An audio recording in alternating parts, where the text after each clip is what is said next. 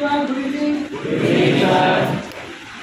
आज हमारे बीच CBSE 2021 select होकर बेनजी आयशा जी हैं, जो DSP के पद पर चयन होकर आई हैं।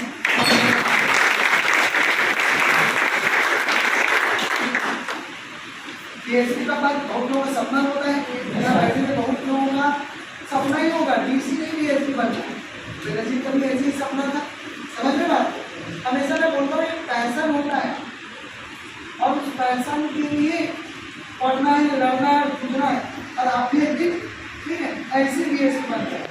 समझ में बात को, सोच के देखिए जब आप DSP बन जाएंगे, है ना, ठीक है, आपके सारे सपने पूरे हो जाते हैं।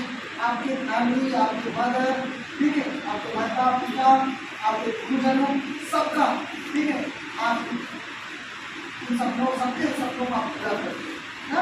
उसी तरह हमारे बीच में आगे सुनते हैं बेनजी जी को, और आपके मन में कुछ हो, ठीक है, तो आप सवाल भी कर सकते हैं, पूछ भी सकते हैं। खासकर गर्ल्स के लिए स्पेशली एक्सपीरियंस समझ में बात को, ठीक है, क्योंकि इतने सारे चैलेंजेस रहे हैं इनके साथ, है ना, मैं जानता हूँ, ठीक है, उसके बावजूद भी ये सफल होकर आए हैं और हम छोटी छोटी चीज़ों को बहाना बनाते हैं, है ना। आइए सुनते हैं, है ना। सबसे पहले तो आप सबको गुड इवनिंग। आप लोग सब इस बार मेंस दे रहे हैं, कोई दे रहा है मेंस क्योंकि इस बार तो अच्छे से तैयारी कीजिए। देखिए सबसे पहले मैं ये बोलूँगी कि आप सब CGPSC तैयारी कर रहे हैं तो हमको ये बेसिक पता होना चाहिए इस एग्जाम का कि अपन को 3 फेज में तो देना ही है ये पेपर। हम सब 3 फेज में ये पेपर दे रहे हैं, तो आपको ये एकदम माइंडसेट में रख के चलना है कि आपको बहुत ज़्यादा डेडिकेशन दिखाना पड़ेगा। आपको बीच में गिव अप नहीं करना है। कई बार ऐसा सिचुएशन आएगा कि आपका प्रीलिम्स नहीं निकल रहा है, 1 बार हो गया, 2 बार हो गया, आप मेंस तक पहुँचे, मेंस लिख रहे हो, मेंस नहीं हो रहा है, ऐसा 1-2 बार होगा, फिर आप इंटरव्यू तक पहुँचे, इंटरव्यू नहीं हो रहा है, तो गिव अप नहीं करना है। बहुत लकी लोग होते हैं जो बहुत मेहनत तो होती है, देखो सब मेहनत करते हैं, जो यहाँ इस सपने को लेकर आया है मेहनत सबके लिए। 1% लक की भी ज़रूरत होती है उसमें, है ना। 99% आपकी मेहनत होती है, 1% लक होता है, ठीक है। तो वो 99% मेहनत में आपको कमी नहीं करनी, लक के भरोसे नहीं बैठना है, पर मेहनत में कमी नहीं करनी। तो गिव अप नहीं करना है। बहुत सारे डिफिकल्ट सिचुएशन आएंगे। मेरा पहले अटेम्प्ट में प्रीलिम्स नहीं निकला था, दूसरे अटेम्प्ट में मैंने इंटरव्यू दिया था, मेरा 167 रैंक का, पोस्ट नहीं लगी। तीसरे अटेम्प्ट में मुझे 46 रैंक आया। तो वो रैंक का आप जंप देख रहे हो, मतलब मोर देन 100 रैंक्स मैंने कवर किया, ठीक है। तो वो मेहनत आपको करनी पड़ेगी। और वो कैसे करोगे आपको अपनी गलतियाँ पहचाननी पड़ेगी, है ना। आपने कहाँ पे गलती की है। जब मेरा प्रीलिम्स नहीं किया तो मैंने नोटिस किया कि मेरी प्रीलिम्स में क्या गलतियाँ हो गई, उसको सुधारा। जब मेंस लिखा, मेंस हो गया, इंटरव्यू हो गया, तो मुझे पता था मेंस में दिक्कत नहीं हो रही है, दिक्कत कहाँ हुई, मेरे इंटरव्यू में हो रही है ना। क्योंकि मेंस में मेरे पिछली बार भी काफ़ी अच्छे मार्क्स थे और इस बार थोड़े कम है, बट ठीक है। इंटरव्यू में मुझे दिक्कत हुई थी तो मैंने बहुत प्रैक्टिस किया था। मैं आईने के सामने बैठकर प्रैक्टिस करती थी बोलने का, अपने आप से आँख मिलाकर बात करने का, क्योंकि जब आप वहाँ बैठो तो आपको अंडर कॉन्फिडेंट नहीं होना और ना ओवर स्मार्टनेस दिखानी है। तो जब मैं अपने आप से आँख मिलाकर बात करूँगी तब तो मैं सामने वाले के साथ बता पाऊँगी ना कि हाँ मैं हूँ इस पद के लायक, कि आप इस पद के लिए मुझे चुन रहे हैं, मैं वो डिज़र्व करती हूँ, ठीक है। ये होना चाहिए। अब एक और चीज़ मैं आपको बोलूँगी, अभी मैं सर जी केबिन पे बैठी थी तो मैंने वहाँ पे स्वामी विवेकानंद जी का एक पोस्टर लगा था, उसमें एक कोट पढ़ा कि कोई भी लक्ष्य मनुष्य के साहस से बड़ा नहीं होता। क्या किया था, हारता वही है जो कोशिश नहीं करता, है ना। लड़ा नहीं वही हारेगा, तो आपको गिव अप नहीं करना है। जो लड़ेगा नहीं वही हारेगा, है ना। ये चीज़ आप बहुत बार सुने होंगे कि किस्मत के भरोसे बैठने वालों को उतना ही मिलता है जितना कोशिश करने वाले छोड़ देते हैं। तो आपको कोशिश में कभी कमी नहीं लानी।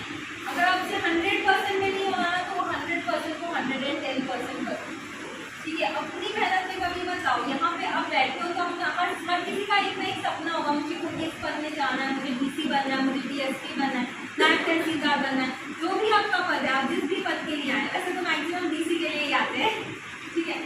तो ये बात हमेशा दिमाग में रखना कि नहीं हो रहा है। कई बार क्या होता है, हम छोटे पदों में चयन हो जाता है, हम गिव अप कर देते हैं कि सैलरी तो आ रही है, क्या फर्क पड़ता है, हमको तो सरकारी नौकरी मिल गई है।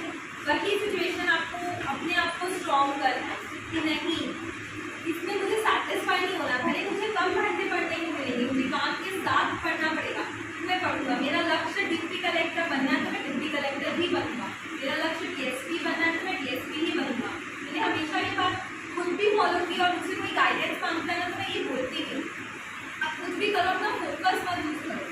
कई बार आपकी लाइफ में ना बहुत हार्ड टाइम आएंगे, आपको लगेगा कि आज नहीं पढ़ते, सब कुछ अच्छा नहीं हो रहा है, कुछ समझ में नहीं आ रहा है, उस टाइम पे अपना फोकस क्लियर हो, अपने आप को रिमाइंड कराओ कि आप यहाँ पे क्यों आए, ये बहुत ज़रूरी है। जब तक आप ये बात तय नहीं करोगे ना, आप किसी के इन्फ्लुएंस में कोई काम मत करो, आपको खुद ये पद के लिए तैयारी करनी है, अपने लिए करनी है, किसी के लिए नहीं, अपने पेरेंट्स के लिए मत करो, अपने भाई बहन के लिए मत करो, अपने लिए करो।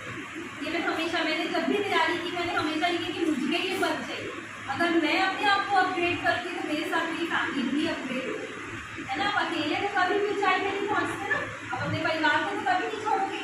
तो ये बात है ना, हमेशा ध्यान रखना, अपना फोकस का चूज करो। और ये एग्जाम आपसे जो चीज़ मांगता है, मैंने पहले भी कहा, वो है आपका पेशेंस। आपको बहुत पेशेंटली प्रिपेयर करना है, बहुत हार्ड टाइम्स आएंगे। सही में सच बोले कि कोविड सिचुएशन जो था ना, वो बहुत सारे लोगों ने बहुत बुरी तरह फेस किया है ना। हम तो लकी थे कि हम सर्वाइव कर गए, हम इतनी अच्छी ज़िंदगी जी रहे हैं, बट बहुत सारे लोग के नहीं, उनके पास ये सुविधाएँ नहीं थे। हम न्यूज़ में देखते थे ना माइग्रेंट्स कैसे ट्रैवल कर रहे हैं, हम तो बहुत लगे थे अपने घर में बैठ के पढ़ने का मौका मिला। तो ऐसे बहुत सिचुएशंस आएंगी आपकी लाइफ में जो आपको बहुत डिमोटिवेट कर देंगे, आपको लगेगा नहीं गिव अप कर देना चाहिए, जितने पैसे मिल रहे हैं उतना मैं जॉब कर लेता हूँ, सेटिस्फाई हो जाता हूँ।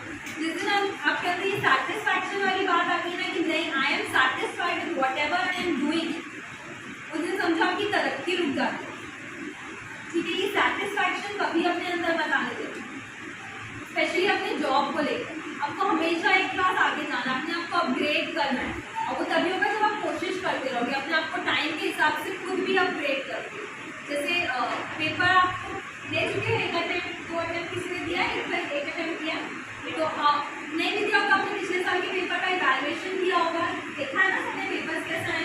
तो ये सबने नोटिस किया कि पिछले 3 साल में पेपर का पैटर्न बहुत ज़्यादा बदल गया है ना। तो आपको उस हिसाब से अपग्रेड करना पड़ेगा। अब आप पुराने पैटर्न से पढ़ोगे तो नहीं चलेगा ना, आपको समझना पड़ेगा CGPSC अपने आप को अपग्रेड कर रहा है, कि वो चाहेगा कि वो जिन ऑफिसर्स को सेलेक्ट कर रहे हैं वो भी अपग्रेडेड, उनको भी समझ हो, not only in prelims but also in mains, है ना। इस साल जो मेन्स के पेपर आए थे उसमें हर जगह लिखा था कि आपको अपने पॉइंट ऑफ व्यू से आंसर लिखना है, हर जगह लिखा हुआ था।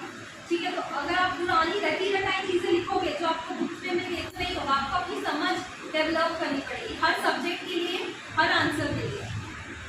ठीक, और पेपर बहुत ज़्यादा डिफिकल्ट नहीं होता। देखो बहुत सारे लोग निकाल रहे तो आप भी निकाल सकते, हम भी तो वहीं से आए हैं जहाँ आप बैठे हो, और हम भी वहीं थे, हम भी वहाँ यहाँ पे किसी को खड़े हुए बात करते सुनते थे। तो कल आपका भी दिन आएगा, तो वो कैसे होगा जब आप मेहनत करोगे, अपने आप को अपग्रेड करो। करंट अफेयर्स बहुत अच्छे से करना है, आपका प्रीलिम्स तो वो हेल्प करता ही है, मेंस में आपके 3-4 पेपर्स करंट अफेयर्स की हेल्प से निकल जाते हैं। आपका पेपर 7 करंट अफेयर्स पे बेस्ड है, जो करंट अफेयर्स की चीज़ें वही आएंगी। आपका पेपर 2 करंट अफेयर्स है, साइंस करंट अफेयर्स, ठीक है। Paper 5 current affairs, economics current affairs से पूछेगा, तो करंट पे चल रहा है ना, आपको पता होना चाहिए कहाँ इन्फ्लेशन हो रहा है, कितना बैंक रेट है, सब कुछ पता है, रेपो रेट, ये सब आपको पता होना चाहिए। इसके अलावा भी कई चीज़ें होती हैं। जो आपकी एकदम स्टैटिक पेपर है, तो लैंग्वेज का पेपर है, हिस्ट्री वो तो कभी नहीं बदलेगा, जो हो गया सो हो गया। और आपका पेपर 6 ये नहीं बदलेगा, ये तो आपके पास जो नोट्स आप उसी से प्रिपेयर करो।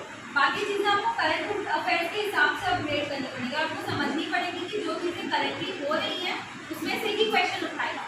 स्टैटिक भी उठा सकता है, डायनेमिक भी उठा सकता है, बट वो टॉपिक ज़रूर इंपॉर्टेंट रहता है। ठीक है, और एक चीज़ जो मैंने की थी वो मैं आपसे शेयर करूँगी कि प्रीलिम्स नहीं निकलने के बाद क्या हुआ था, कोविड आ गया था और मुझे 1 साल 1.5 साल बहुत मिल गया, क्योंकि मेरा प्रीलिम्स से निकला था, मेरे पास सफिशिएंट टाइम था।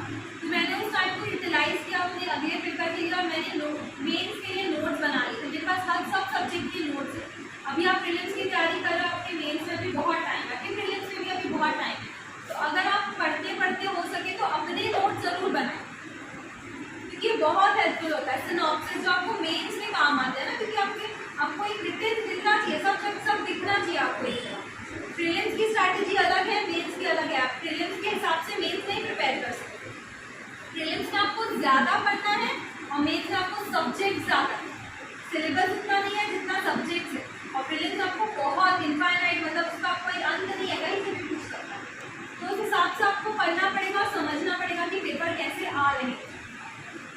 और इंटरव्यू तो उसके लिए तो प्रिपेयर करना पड़ेगा। बात करने के लिए अपने अंदर कॉन्फिडेंस की बहुत ज़्यादा ज़रूरत होती है ना, तो आपको अपने अंदर यकीन होना चाहिए कि हाँ मैं तो ये डिजर्व करता हूँ, आप तो मेरे को नहीं रोक सकते ये पोस्ट लेने। ठीक है, ये कॉन्फिडेंस खुद के अंदर होना ही चाहिए।